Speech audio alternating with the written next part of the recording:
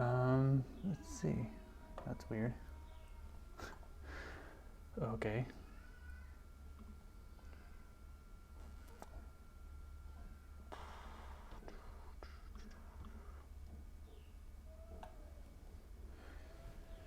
Oh boy. Okay, so I think I might be broadcasting audio, but it's not showing up the right way. Man, everything's weird this morning. Okay, what if I switch this over? Is anybody out there? Oh boy. Rough start this morning.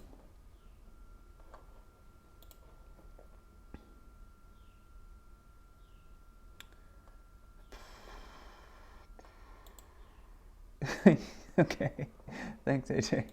Yeah, I can't get things to work the way that they normally do. Oh boy, let's see. I'm working on it. I'm almost there. Thank you for your patience. Oh man. Okay, so I'm just gonna have to do it live. All right, which is fine. Okay, good morning. Can you hear me okay still? This doesn't look any different to you all, but what's weird is that things are not like updating the way they're supposed to. So like the audio input that I'm seeing the sound show up for is the wrong input. Like it's not, like OBS is showing me the wrong input responding, and then also like the chat room isn't loading. You can see that up there too. Let me, sometimes if I kind of make an edit to it, it'll start showing up. Yeah, the chat room widget's not working. Wow. Yeah, and Spotify wasn't loading. I couldn't get anything at all from Spotify, and then I was also trying to look at Vimeo, and Vimeo wouldn't load video for me. So I don't know if there's anything weird on my computer or just something out there, you know, an outage in a CDN on the internet somewhere, like a content delivery hub is down, like AWS maybe. I have no idea. I'd have to look into something like that. But sometimes that happens, like where a major kind of pipeline thing will go down, and then lots of other services that depend on that end up having problems. But can you all see and hear me now? Does my audio sound okay and look okay as far as it's synchronizing with my face? Not that that's the most important thing, but okay, great, thanks. And I can see you all typing in Discord. It's not showing up like above me, which is what should be happening, but it's not. So not the most important thing, I guess, but frustrating that it's normally works fine, but isn't right now. So let me just check real quick. Let me try it in. So what this is it's like a third-party widget that I point a browser source to in OBS. So I'm wondering if maybe I should load that. Yeah, okay, so it's working there. Huh, but it's just not actually. I wonder if yeah, this kind of thing usually sometimes can improve if I close OBS and restart it, but I don't want to restart it now because I'm already streaming, and I've already wasted like 6 minutes just futzing around with this. So anyway, I'm going to stop. Well, good morning. This is English for 86, the graphic novel class, and my camera doesn't look great either today. I don't know, the lighting's bad. But we're getting through it. It's okay. Today I'm going to be introducing March Book 2, and I have some slides and some things to tell you about and show you. And before I get into that, though, just an update, I guess, about the comics, the web comics. If you go to comics.merrywashingcomics.net right now, the homepage now shows your comics. So double check this and make sure the title is correct. For the description, I just took a phrase or a sentence or something from your proposals. So if you would prefer some different text there introducing your comic, let me know. The links should work as soon as you start adding content. But if you aren't ready to add content yet, that's okay. Just we'll double check once you do have content. But the idea will be that when you click on one, it will take you automatically to the appropriate comic. That one actually I need to fix, but this one looks right. Yeah.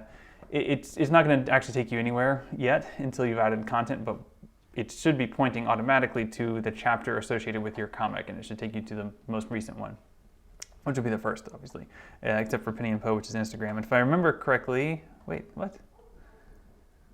Well, okay, so I guess I need to fix that. Why didn't that?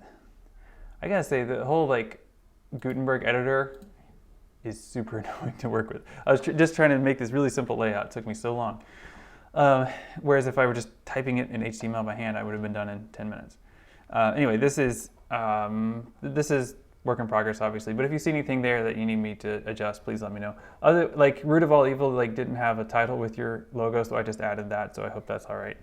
I think it looks pretty good.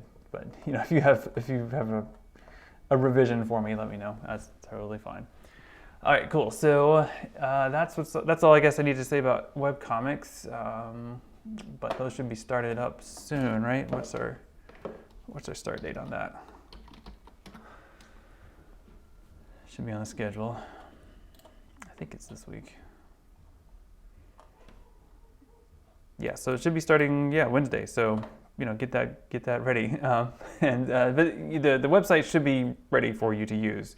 I just need to tweak some links. Then it won't take me long. I don't want to do it right now because I want to talk about graphic novels. But yeah, take a look at the schedule, by the way, while we're here. We're basically going to be spending a week on a book for a little bit now, except for we'll do 2 weeks on My Favorite Thing is Monsters. So Stuck Rubber Baby is next, and then Nat Turner. Nat Turner is not very long. I don't know if we'll need the whole week on that, to be honest. We might end up introducing monsters on November 6th there. But that's the basic idea. Moving through it. All right, cool. Or actually, we'll probably need one of those days for talking about webcomics, right? So yeah, so maybe. Anyway, I might tweak that a little bit. That's all I'm saying for now. But you can see the basic order of the books, and that's not going to change. So let's talk about March. Now I have some slides here. Let me publish this so that I can show it to you more conveniently. And make that easier to see for you all. And here we go. So that's that. And I'm going to switch into my other scene. There we go. Maybe I'll put myself way over here just in case you need to see me, and then make this wider. And that looks pretty good. Okay, cool. So I'm not going full screen because I might need to switch tabs at different points in this, and I don't know. I don't know if it really is helpful for me to be on the screen at this point when I'm this tiny, but I am, so it's fine. All right. So good morning, finally. We're going to be talking about March this week, and specifically March Book 2. There are 3 in this series, so these are the covers of the 3 here. And today I wanted to introduce this book, give you a little bit of the background, and talk about some of the things I want you to look for as you're reading it. And that'll help us have conversations about it on Wednesday and Friday as we try to understand this book in the context of this class.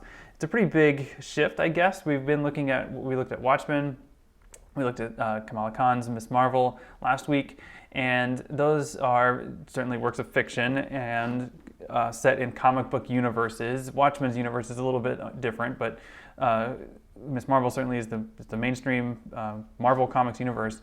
Now we're looking at a real history, and in fact, the next 3 books we'll be looking at are also 2 or 3 books. The several books in a row are going to be actually historical books, like based on real life. Well, I guess Stuck Rubber Baby is fictionalized, but it's set in the past, the real past of America. Anyway, so this is a book series again by Congressman John Lewis, and it is there's these three books. I have taught all 3 of these in different versions of the graphic novel class, by the way. But March Book 2, I think I really do like. I think they're all very strong. But I like March Book 2 because it blends. Book 1 is more biographical. Book 3 is more policy oriented, I guess, but it's also just longer. And then Book 2 kind of combines those 2 pretty well. It is set in 2 settings mainly, but the actual historical setting is the 1961 to 63 time period during the Civil Rights movement, and it covers some key events of that movement, and specifically focusing on John Lewis's point of view as someone who was there. And that's something I want you to think about as we look through this, is how John Lewis's point of view informs or helps us understand things in history that we may have heard about other ways, or that we might be able to see in different ways, but seeing it through his eyes is something that Nate Powell is able to convey really well here, I think, quite vividly.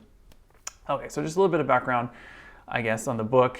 This is a book, I just love this picture. There's actually several from this event. This was a Comic-Con, and this is John Lewis in the middle there with the coat and the backpack.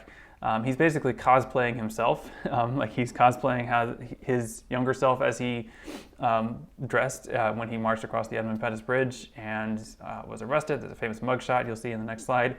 And this is him like at a at a comic book event, right? Over here on the right with the suit, that's Andrew Aiden, and then in the back with the beard, kind of tall guy, that's Nate Powell. So Andrew Aiden is John Lewis's, I think he was his chief of staff, but he was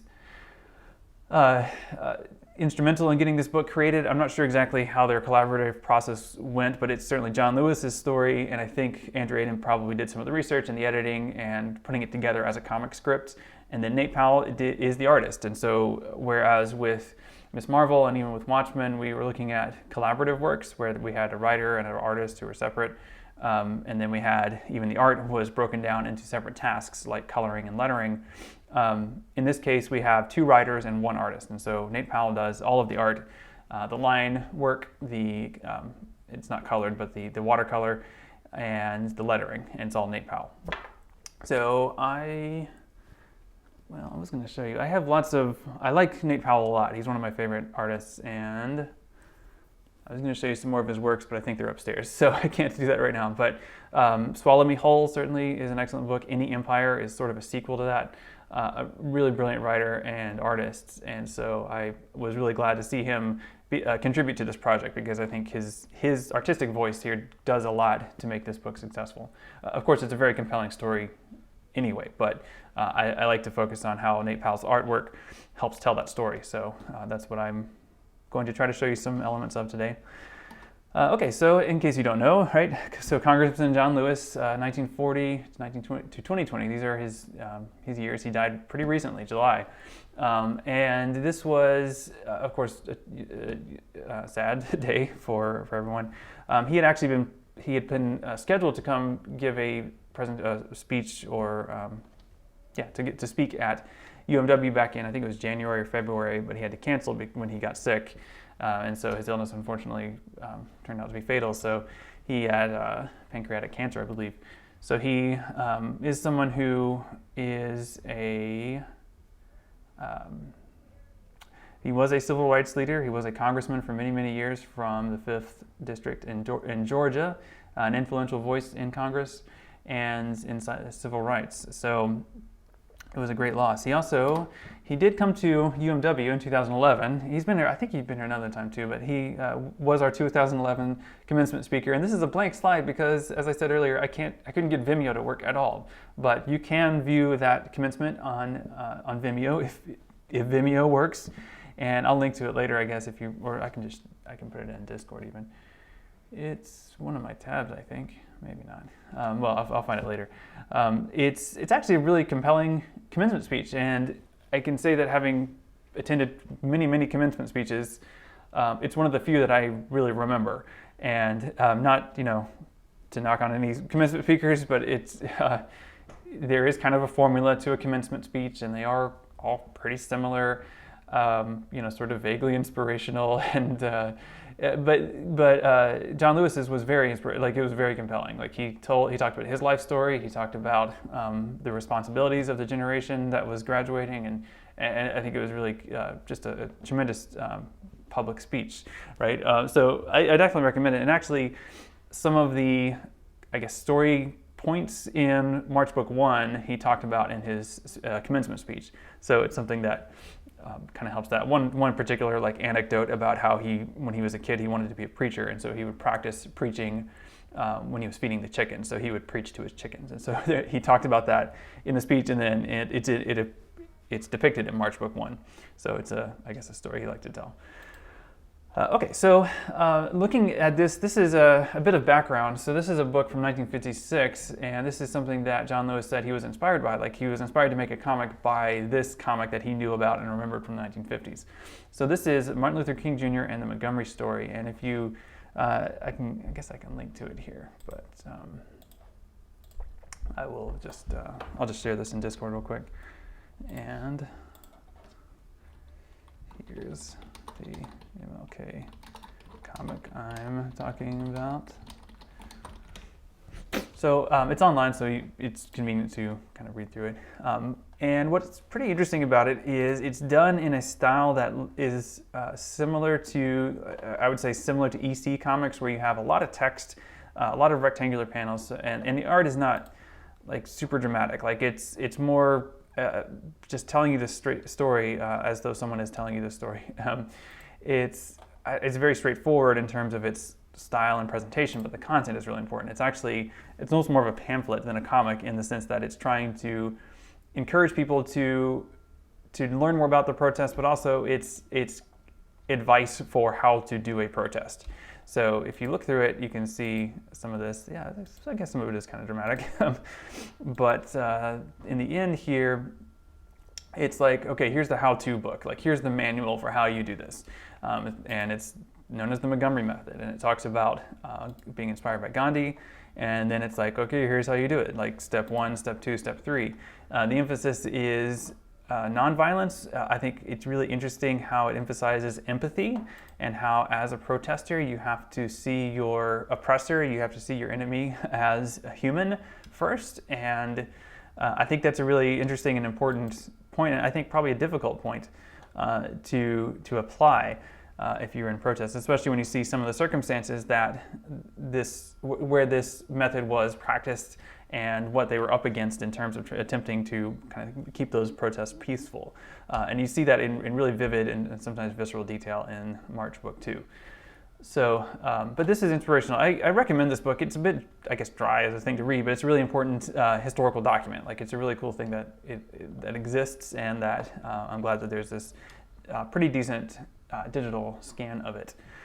It is a bit obscure, like the actual artist, I believe. I want to say Andrew Aden did his master's thesis on this book, and so yeah, so Andrew, this guy, so he eventually did some archival and documentary work and figured out who produced this, and but I don't remember who it was, but he did figure that out, I think. Okay, so let's take a look at March Book 2, and I have over the next several slides just specific pages with things that I am interested in, and will help kind of help you navigate the book maybe, or help you find things to notice about it.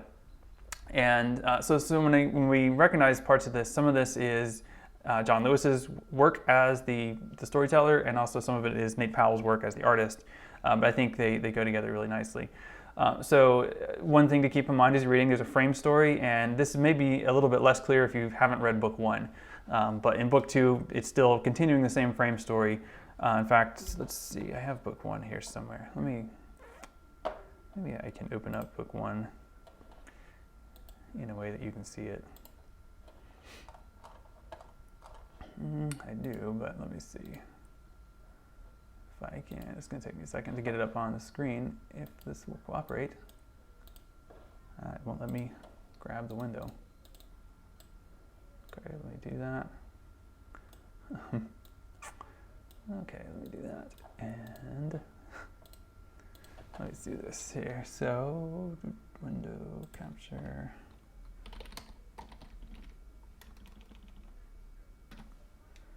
And there it is. Okay. So this is March Book 1, and I've got this on I found a bootleg CBR download of it, and it's just because I thought it'd be useful to give you the sense of the framing of it. One thing I think that is interesting, and this is almost coincidental, maybe not super important, is the way that the cover, if you look at it, is drawn and colored in a way that I think echoes the Martin Luther King story. So let me actually go back to that a little bit. So if you look at the cover here for the, you can't see both of those. Yeah, so the Martin Luther King and the Montgomery story on the left there, and then March Book 1 on the right. I mean, it's not a quote, like it's not like a direct reference in terms of the framing and the shape, but I think the color and I think even the posture of John Lewis in the center there is kind of similar to Martin Luther King's. I mean, the composition of the image is very different, but not that different really, because it's essentially it's a kind of closer image at the bottom for March Book 1, and kind of a more public image at the top. Different public images. But I think there's a reference here. I think there's an awareness, at least, from Nate Powell when he illustrates this to make it look that way. Also, I think it's interesting that all these books, actually, and this is book 2, they have, I mean, it's part of the design, but there's sort of a taped edge look to it, and you can see it as like the red edge there. So I think it's meant to look like it's like a notebook almost, like a journal. So let me just take a look through a couple highlights here just to kind of give you the sense of the framing of this. So this is book 1 again. So we start off some mumbling there, and then John. This is something you see Nate Powell doing a lot, actually. Like if there's dialogue or text or any kind of sound that's not super important, but it's meant to be part of the background, or you're meant to be kind of just barely hearing it, he'll draw it in these like tiny little scribbles just to kind of show you that there is sound there, but its content isn't important until it kind of comes into focus. And I think that's a really nice, subtle thing that he does. So he's talking to, this is at the Edmund Pettus Bridge. Can you swim? No, well, neither can I, but we might have to. And as you see in a lot of cases in the story, we go from a very stable kind of paneling and very almost calm imagery, lots of white space, into this lots of jagged lines and really intense violence very quickly. And so it's that juxtaposition between something being super calm, something being really violent that I find really striking throughout this. Also, this panel is amazing. I think that there's John Lewis's story being the person telling this, but like the way that you see him up here in the top left, then this panel where you see his hands, so we're almost kind of zoomed into his subjective point of view, where the shadow of the police officer is looming over him over here on the right, and then the black rectangle, and then March. It's such an intense opening. And I think that's something that characterizes this book throughout, is the intensity of the violence in some cases and the passion of the protesters. I think, of course, the truth of it is what's the most important, but I think Nate Powell's representation of it is very compelling. So then it transitions into 2009, so January 20th, 2009, and John Lewis is a congressman now and waking up and heading out to go attend the inauguration of President Barack Obama. And so the overall frame of the story is kind of a flashback. So the idea that of his recollection of, in this case, it's the 1950s and the 1960s. These recollections are kind of things that he's thinking about as he's getting ready for, and then walking to, and then attending the inauguration of Barack Obama, and then he's talking to different people. And so even though those are just little glimpses, the present day is kind of little glimpses, the entirety, the length of the narrative is framed as a flashback, essentially. So I think that helps. I think what's interesting about it is that on the one hand, you could read the framing of it as a sort of like a we've made it kind of narrative, like the idea that this is how far we've gone. And I think that's true, and I think it's an important contrast, right? Like the election of Barack Obama juxtaposed with the violence of the civil rights movement and the accomplishments of the civil rights movement, I think is a very compelling thing. I think on the one hand, I when I first read this, I was worried that it sort of seemed too optimistic, or that it seemed like, we're done with this, and I don't think that was John Lewis's intention at all. And I think that's indicated in these books because they all end on question marks, and they have this kind of hopeful narrative of look where we are, but they end on this, in this case, a phone call, and then it jumps. I'm flipping ahead very much here, and then at the end, like this incoming call, there's always this question mark. There's several events in both books 1 and 2 where something horrible happens, and then there's a phone call, And so this phone call at the end of book 1 is very like suggestive. It's this idea that we're not done yet, and you can see that this is a flip phone. Like this is a modern phone, and so it means that there is still something to be done, something happening that needs to be dealt with, and that's the case even for book 3. Like it still ends on, we've still got a long way to go. We can recognize how we've progressed, but we still need to keep working. And I think that's the ultimate message for this book. March book 2, by the way, I guess I'll go back to the covers. I don't know if you probably don't know this, but there's the common read where incoming students all read the same book and then talk about it. I'm pretty sure that whole thing was just canceled this year, but I think, but the idea was that we would do March book 2, like that was our plan, and that was planned even before John Lewis passed away. So it kind of took on more, I guess, significance in light of his passing. To kind of commemorate his life, but also it was part of various other celebrations and commemorations on campus. So it was, I guess, reasonable to cancel it just given the circumstances of the way this year had to change. But it would be interesting to see as a common read for students. It's kind of a lot. Like it's a very intense book, as you are probably figuring out if you've started reading it. Okay, so let's talk about. So here's the frame story. What's interesting about this book is that it is kind of a documentary. It's told in a autobiographical way. So it's John Lewis's point of view on these things, but these are public events. Like these are things that made national news. These were big events. And so in some ways this book is kind of like a documentary. And in that sense, we see images that might be familiar to us from other media, rendered in a comic style that gives us a different way to appreciate them. And that difference is what I want you to look for as you notice this. So this is an image that you might recognize. This forms part of the cover for March Book 2, and it is also depicted on pages 44 and 45. So this is a 2-page spread in the comic. And I kind of wanted to flip back and forth between these two to highlight a few things that are different about these. I think the similarities very much indicating that these are the same image. Like this is the same bus. Like this is the actual photograph from 1961, and then this is Nate Powell's illustration of it. And if you look at it, there are lots and lots of similarities, right? So if you just, in case you didn't notice them, right? So the luggage compartment on the bus is open, the door is open. You can see most of the greyhound symbol of the dog there, right? So again, open, the dog's there. This is open. The smoke is billowing out the top in a pretty specific way. And so I think it's obviously the same image. Like it's clear that Nate Powell was aware of this, of the original photograph when he was creating this image. But notice what's different about it. As we talked about, especially with Watchmen, every detail has to be added in. So the artist has to decide what goes in here, and the writer too. So I don't know the extent to which Nate Powell and John Lewis would have been in conversation about how to depict this image. But you can see quite a few interesting artistic choices to make this version of the image much more compelling and visceral, I think. Whereas this, it is a horrible image. It doesn't have a lot of context. If you just saw this image by itself, buses burned, it happens, right? It's pretty striking, probably something you would notice. Even being aware of the context, it has this kind of distance of history, like this idea that it's something that you would see in a newspaper or in like B-roll footage on a documentary about the civil rights movement. So it has a kind of, and maybe I'm speaking for myself here, but I often see images like this and they seem like so long ago, like they just seem like so far in the past.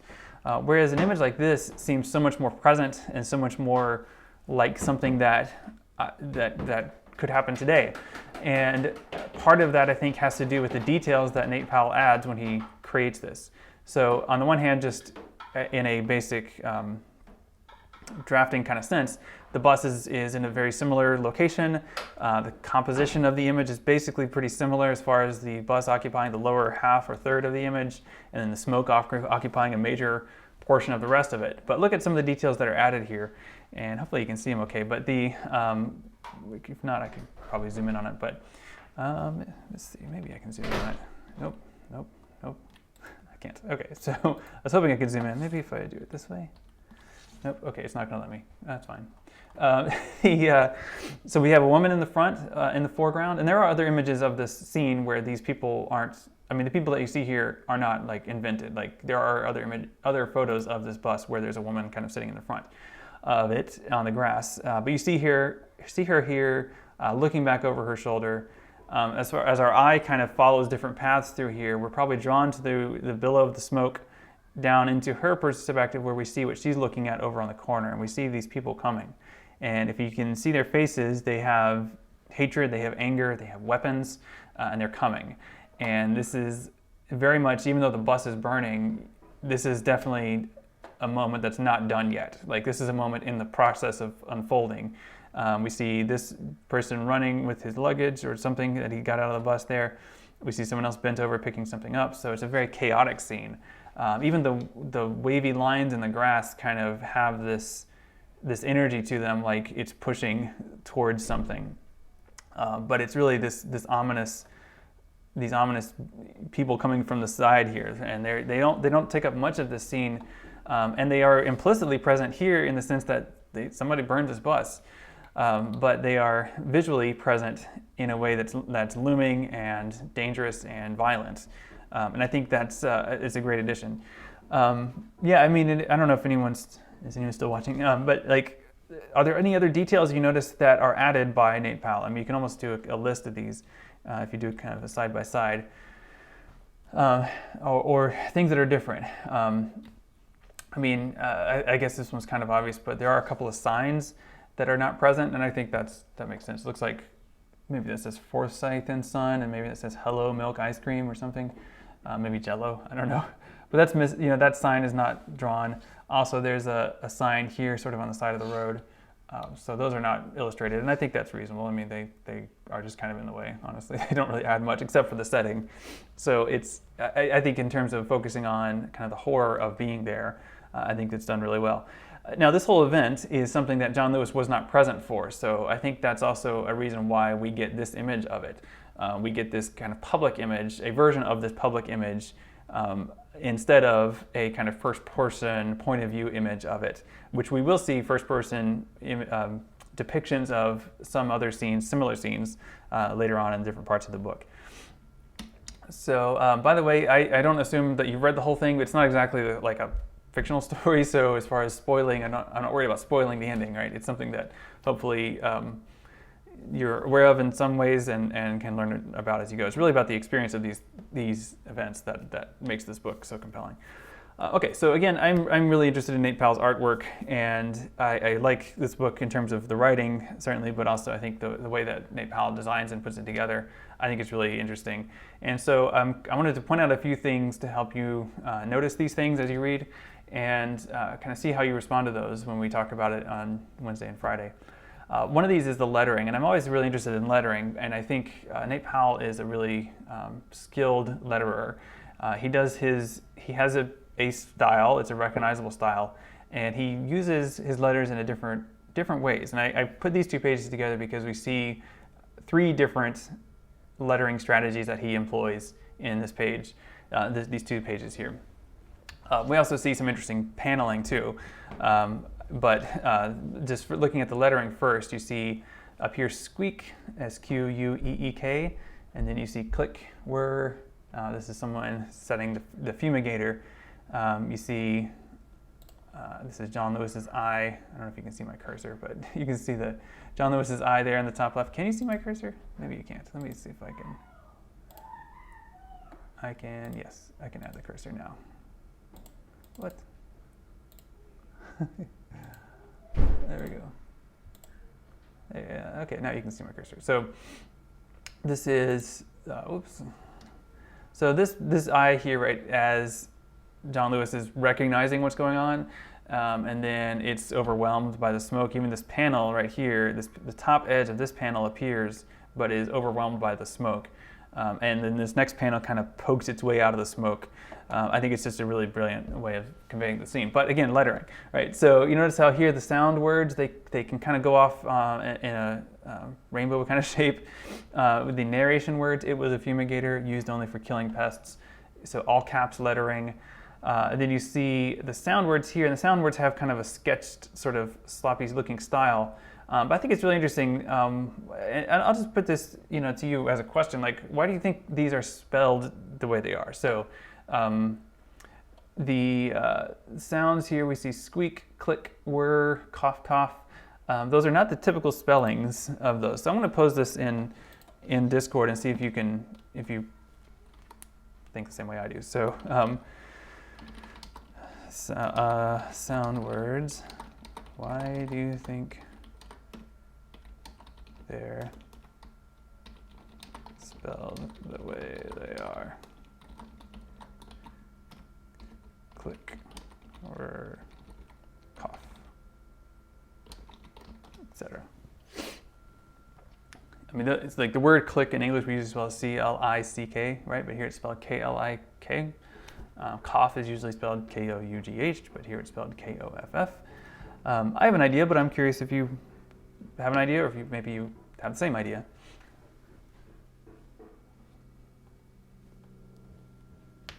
And I see someone typing, so I'll let you type your thought, Kyler.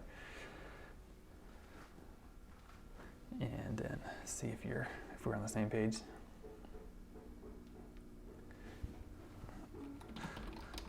Also, why is the speech bubble on page 15 written in cursive?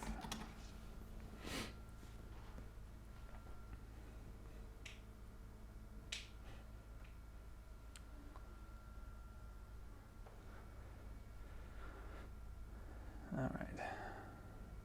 Yeah, okay, so that's basically what it is. So Kyler says, I wonder if his goal is to communicate the sounds as sound effects rather than as words that give a sense of what is happening, if that makes sense. Yeah, I think he wants us to hear the sound of coughing, hear the sound of clicking, hear the sound of squeaking, as opposed to recognizing the word that signifies the presence of coughing. So it's closer, basically. There's fewer steps to, like this, there's fewer steps between us and the sound of coughing if it's written phonetically, K-O-F-F, as opposed to written like the word that stands for coughing in our mind. So yeah, true. So we're not reading anymore. Maybe we're experiencing, and I think that's. I mean, technically, of course, we are reading. We're not, but we have to do a little bit less decoding, and it puts us there a little bit more directly. And I think it's a little shift. It's a subtle thing, but it's something that you'll see.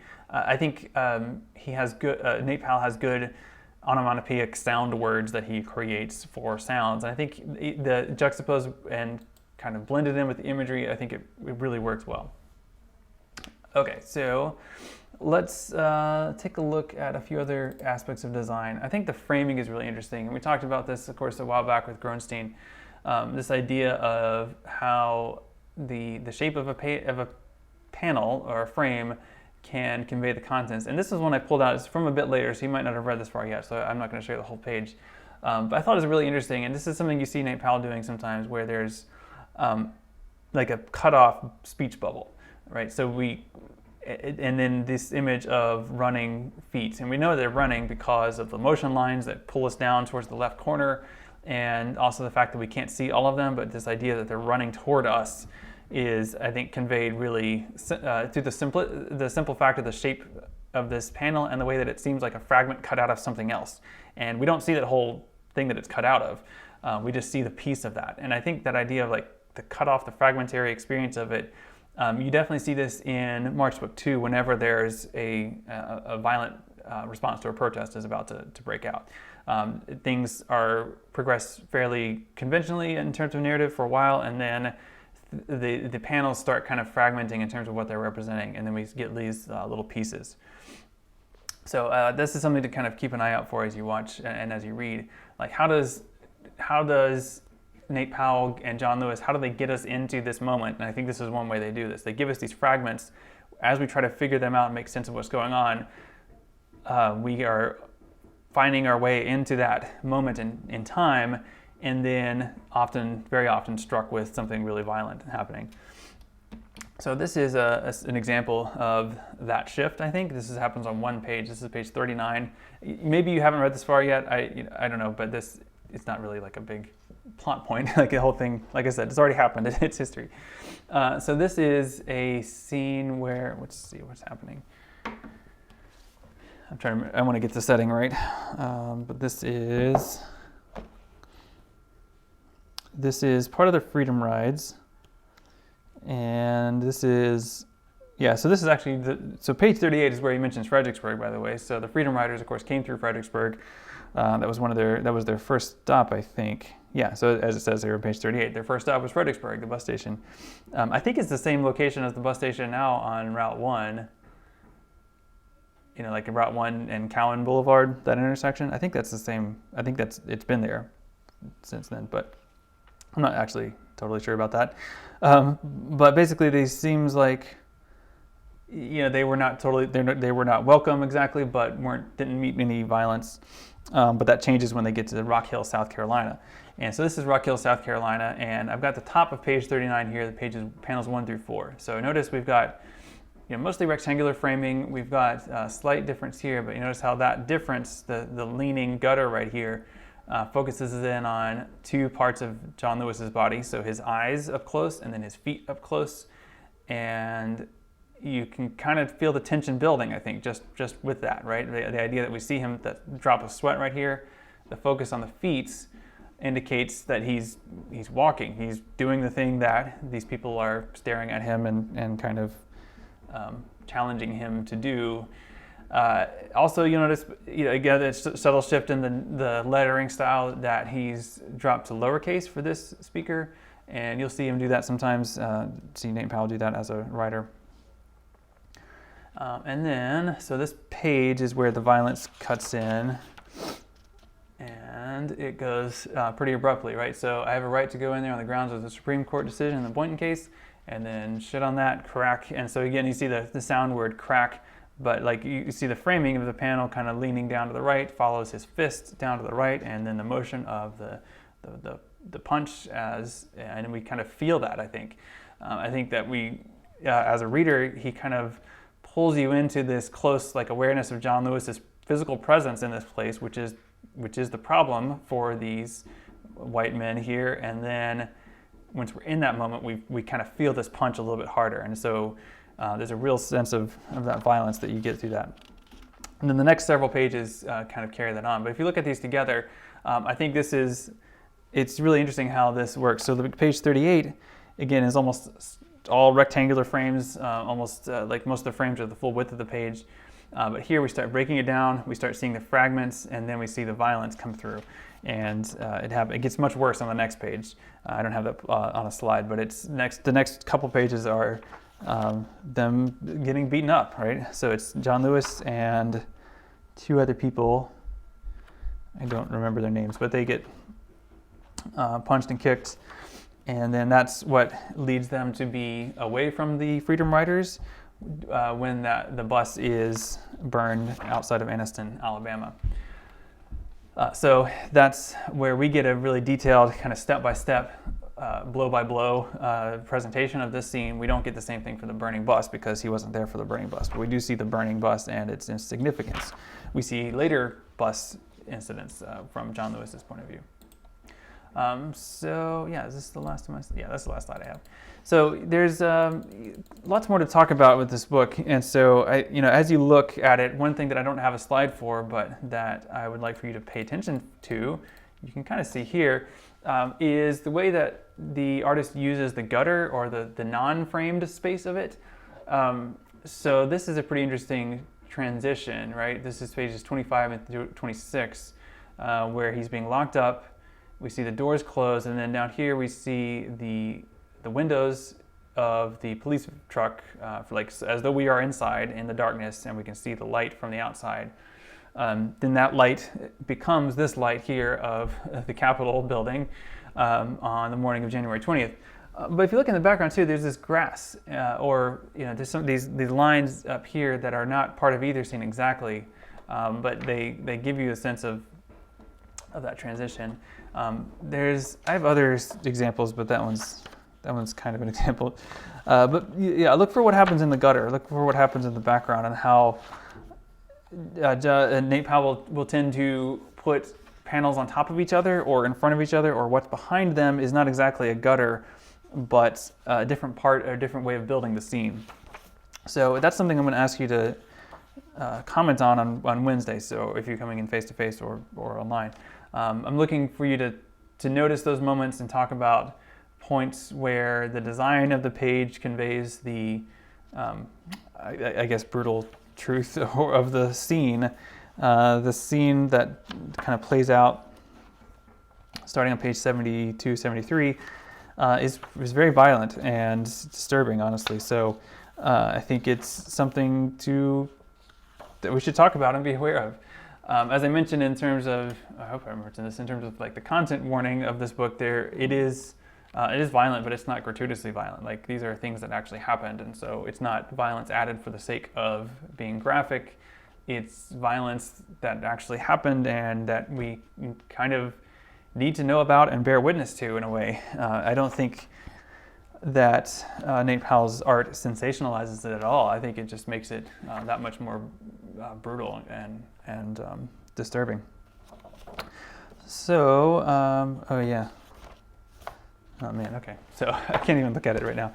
It's very emotional almost. So let me wrap it up. We're about at 11. So if you have any questions or comments you'd like to get in before I turn off the stream, this would be a good time. I hope people are out there. My number is kind of low on the Twitch, so hopefully you're watching this later if you're not watching now. I only see a handful of people online in Discord too.